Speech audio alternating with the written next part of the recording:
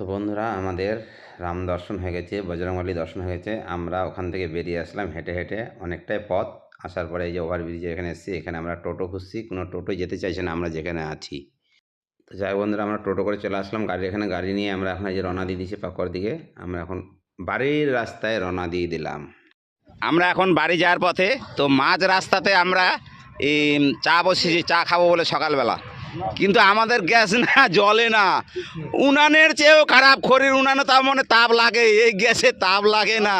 কত কষ্ট করে যে আমরা সারা রাস্তা রান্না করে খেয়েছি না, তোমরা জানবে না। মানে কষ্টের আর সীমা নাই, এত কষ্ট হয়েছে। চাটা করতে হয়েছে, গামছাতে ঘিরতে হচ্ছে, প্লাসে কীভাবে গ্যাস জ্বলছে তোমরা দেখো, গ্যাসের কি অবস্থা। মানে আমাদের গ্যাসম্যান যা গ্যাস করেছে না, বলার কথা না। তো তোমরা দেখতে থাকো, এরপর আবার কি দেখাচ্ছি তোমাদেরকে। তো আসার পথে একটা নদী পেলাম, বিশাল বড় ব্রিজ, মানে নদীর নাম কি জানি না। তো সবাই জিজ্ঞেস করছে আমাকে যে নাম কি।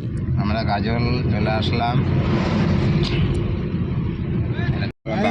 আমরা চলে আসলাম বাংলাবাসী, তোমাদের পাশ দিয়ে আমরা চলে আসলাম পাকুয়া হাট। চলে এসছি, এই যে আমরা একদম এখন ফুল ট্যাঙ্কি তেল করে দিচ্ছি আমাদের গাড়িওয়ালাকে।